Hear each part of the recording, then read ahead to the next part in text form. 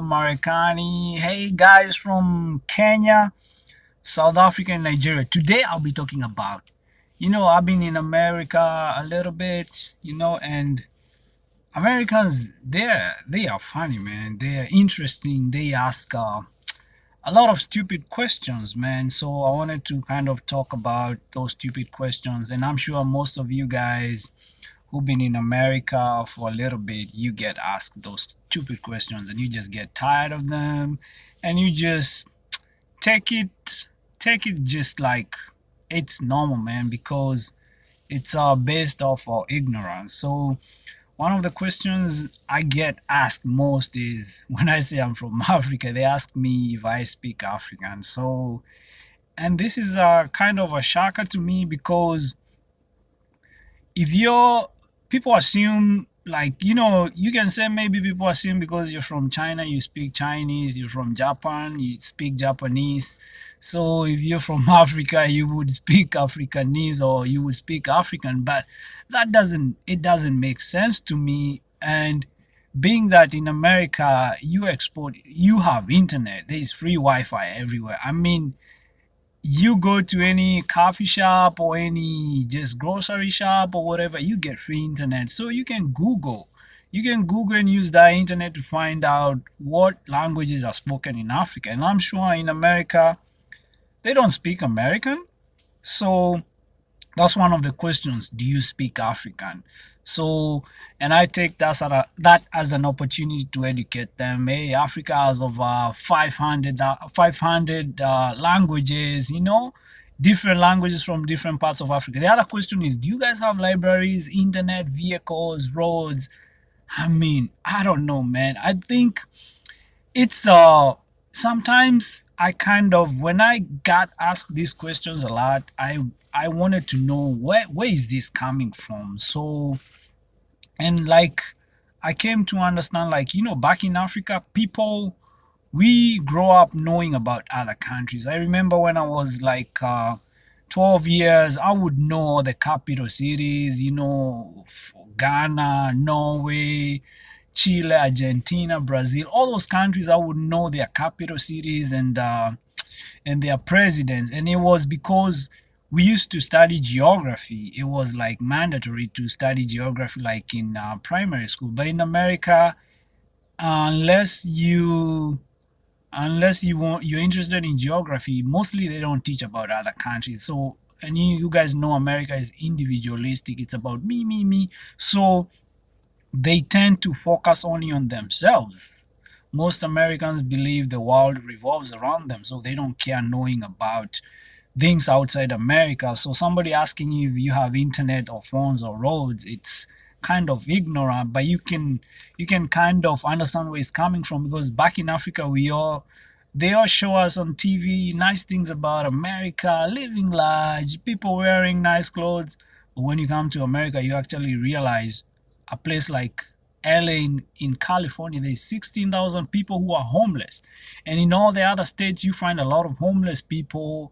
There's bad neighborhoods. It's just, and that image, they don't show it on TV. So back in Africa, we don't see the negative side of America. So in Africa, we see the positive side of America. They don't show the negative side. And in America, they show the negative side of Africa. They don't show the positive side.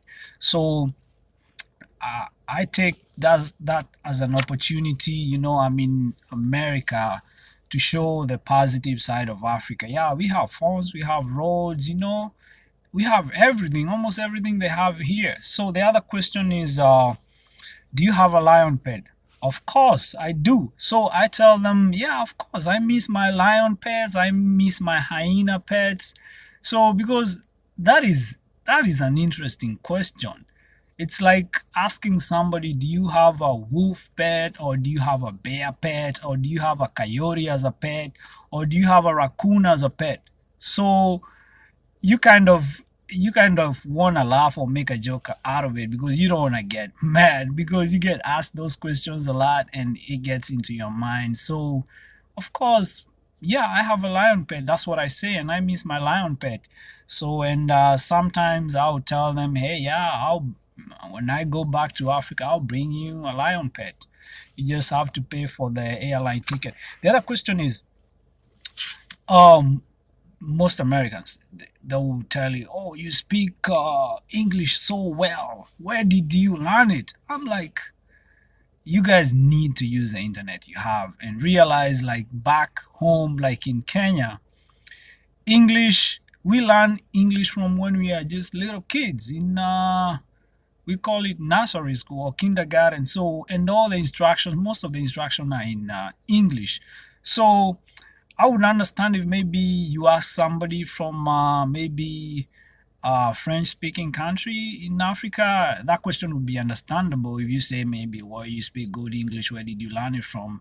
But me as a Kenyan, it's an insult because speaking English doesn't necessarily have to do with like where you landed from. You know, you can be, maybe you interact with other people. You know, it's not about you are born in America, that's why you speak good English. You know, it's about having an interest to learn the language so you can actually be able to speak the language. The other question is, what is Africa like? I'm like, just like there's no difference between most of the places in Africa and America. There's no huge difference. So what is it like? People assume Africa is too hot. No, you need to be in America. You need to be in Arizona during summer. Like I was talking to a guy from Arizona the other day. He told me it was 113 degrees. That is terrible.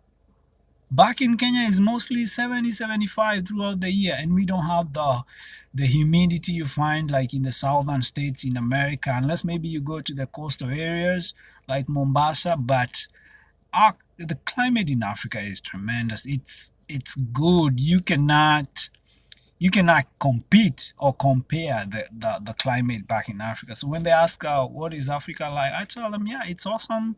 There is actually people who care about their neighbors, the people who take care of each other, you know, people who show you a genuine smile, not the American fake smile. Or because in America you realize a lot of people, they give you that smile. I mean, uh, when I got here, I didn't realize I wasn't getting it, you know, and all these people would be smiling at me, and I would smile back, not knowing what it's about. But I got to live here a little bit, and I kind of understood. So nowadays, when people smile at me, I just look back at them, and I'm like, man, don't get me with that bullshit, because I already know it's not. 9 times out of 10 is not a genuine smile, and you can tell it's just a smile of telling you, hey, I don't have any problem with you. I don't want trouble with you. So that kind of a smile, and you understand a lot of things of how people behave or react, and you would know, like sometimes even when somebody's smiling at you, they might be hiding just fear, anger, or envy. Is not necessarily they're smiling at you because they like you or it's genuine. And I know, like from back in Africa, when somebody's smiling at you, it's genuine, man. People like back in Kenya, they are not gonna bullshit around. If somebody doesn't like you, they're gonna pass you by the side of the road like you don't even exist. But in America, if somebody doesn't like you, they're gonna fake it. They're just gonna give you just the stupid smile, with yeah. So the other thing is, how is it waking up to gazelles and lions? I tell them it's awesome waking up to the sounds of gazelles and hyenas in my backyard. So, and it's awesome waking up to the sight of animals, different animals. So they ask you that, and yeah, that's another question. Do you wake up to animals? Is it scary to wake up to hyenas and elephants in your backyard? And the other one is, they assume they assume everybody. If you say you're from Africa, they assume you're from Nigeria. Oh, so you're from Nigeria? No, Nigeria is only a country in Africa. It's not like everybody's from Nigeria. And other people will be like, oh, you look Ethiopian. Like, what does that even mean? You look Ethiopian.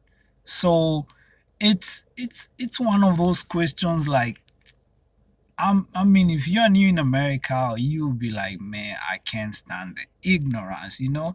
So there's some people, when you stay here, you kind of either get used to it, or some people take an offense to it, or some people just make fun of it. So for me, because I've been here, get asked those questions a lot. So I end up just making fun of it. Like most people will be like, when you say you're from Kenya, oh, so you're a good runner. Be like, of course, yes. I mean, and I understand because Kenyans dominate the runs, and like for me, yeah, I'm a good runner. I can do a 2 mile in 9 minutes, which is it's good, you know. I'm a good runner. It's not because I'm from Kenya, but you know, there's that. It's a stereotype, and I accept that. I mean, I agree Kenyans are good runners, but it's not everybody from Kenya who is a good runner. But most people assume when you tell them you're from Kenya, they assume you must be a good runner. I mean, it's a good. Some stereotypes are positive, you know, like because Kenyans win most of the races, so it's a positive stereotype. But then again, you don't have to assume just because there's the negative side of it, assuming that Kenyans all they produce is runners, they can produce smart people. So it's a positive and a negative stereotype at the same time. So then the other one, they most Americans assume South Africa is Africa, like, or they assume South Africa is not actually in Africa. It's on the southern part of Africa. You guys, I guess you understand what I'm trying to say. So they assume South Africa is southern of the continent, like it's on the southern part of Africa. So it's not part of Africa. So that's one of the other things. And the other things, yeah, do you guys have TVs? So then there's like a lot of people. There's a lady who asked me if I dream because I speak different languages. So they ask, "Do you dream in English?" And I kind of found that question really interesting, and I didn't find it ignorant, but it got me thinking because I speak three different languages. So I'm like, maybe she has a point because you know when you're in America, you would tend to being raised speaking, I was raised speaking Swahili and other languages, and also English. Somebody would assume maybe when you dream, you get to dream in English or other languages, but actually it's different. When I dream, sometimes I dream when I'm speaking my mother tongue. Sometimes the dream will be when I'm speaking Swahili. The other times it will be dream when I'm speaking English. So that was a kind of interesting question. The other one is, do you get confused when you're speaking all those three languages? See, the thing about Americans is most Americans, unless they are maybe they have Hispanic in their like family, that's when they would speak like two languages, bilingual, like Spanish and English. But in general, a majority of Americans they just speak English. So for them, they don't care. It's just like the world. They assume English is like the measure of intelligence, which is not, because we have people who can't even say a word in English. They speak Swahili or other languages, and they are the smartest people you would ever find in the world. So English is not really a measure of intelligence, even though some people would. I see people on Facebook trying to correct others like, come on, this is a foreign language. It's not a measure of intelligence. So the they would ask you if you get confused, because for them they only speak one language, is English, which that might be a genuine question because they've never spoken another language. So they would assume you get uh, you get confused. And for me, that's another chance. You know, most of these questions they ask you is a chance to educate them and show them, hey, uh, I'm actually smarter than you, but I'm not gonna try rub it in your face. I'm just gonna, explain it to you and tell you. And yeah, I don't get confused. I can mix English, Swahili, and my mother tongue. I can switch the map. I can think in English and Swahili. And the other thing is, when you get asked those questions, and the other thing is about the accent. You guys, I know you can feel I have an accent because yeah, I've spoken my mother tongue all my life in Swahili and English. And when you're speaking those three languages, you gonna get an accent. It doesn't matter. I know there's some people who lose it when you come to America, but it depends. Mostly when you come in high school, because those uh, kids learn really fast. So, and also, if you interact with a lot of Americans, you're likely to kind of start changing the way you speak. You know, some people say when you come to America or you change, you started having an accent. No, actually, it's not having an accent. It's just that you are used to people asking you, you know, like everybody around the corner, everybody asking you, what are you saying? What do you mean? Like they cannot understand you. So all over the time, like in the long term, you end up adjusting because you're trying to make yourself being understood, it's you're trying to make yourself being more understood. I mean, you're trying to make it easy in terms of communication, because the people who are asking you what are you saying or what do you mean, or they cannot understand what you're saying, they are more. So it's only just one of you, so you kind of have to adjust the way you pronounce your words or the way you speak. That way you can be more understood, to avoid inconveniencing yourself, or to make sure you put across the point you want to, without any like difficulty. So that's why most people. And the other thing is, when you interact with Americans, and maybe you don't have, it's not like back in Kenya where I have my mom and dad and my sisters and we're speaking the same language. So back in America, you're interacting with thousands of people every month. So you kind of start speaking, or behaving the way. It's not like you wanna be you wanna be. It's not like you're trying to copycat. It's just that you start speaking, and speaking the way they do, because most of the time you're interacting with the. It's just like how you would go on like in Kenya. If you go in different parts of Nairobi, you find there's like slangs on different parts of Nairobi, and it's because in that place, those kids or people who live there, these are because they interact with each other. They have built this kind of language, or the way they pronounce words, or they speak amongst them. So if you move there from a different part of Kenya, you're likely to start speaking or talking like them, because now they are the majority you're interacting with compared to where you came from. So that's how it kind of happens. So those are the main questions. And they ask you, uh, what brought you to America, just interesting questions. Do you guys, it's just so many questions. So those are just the basic questions they ask you. And yeah, of course, do you have library? Do you have houses? Do you live? Because everybody assumes even the roads in Africa are just, it's a jungle. So the idea Americans have about Africa, it's a jungle. In the middle of nowhere, just animals roaming around, kids walking without shoes. So that's the assumption. But at least the good thing is, now with the internet and social media, this is an opportunity, for Americans to see actually there are nice houses in Africa. There are more smart people in Africa than even Americans.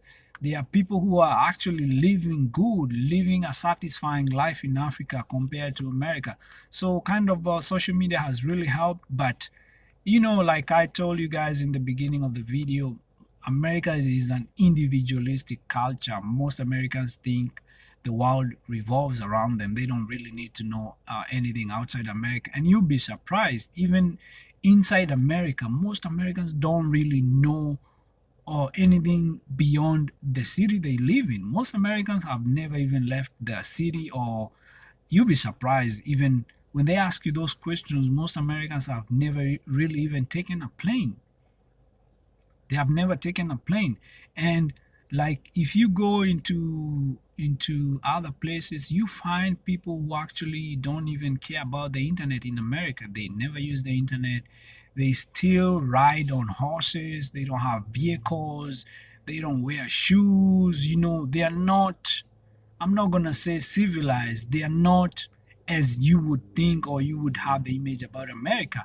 But America assumes, yeah, that doesn't apply. So, and it's interesting when you come and find out that even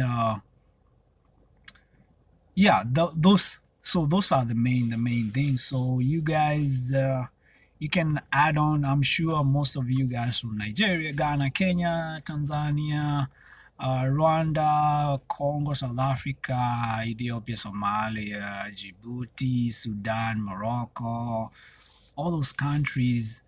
You guys who are in America, I know you guys have those questions that most Americans ask you, those stupid questions. So do me a favor, you guys, in the comment section, just write those comment with those questions they ask you, and the answers, those guys, you give it to them. All right, it's Mshamba Marekani. I'll talk to you guys.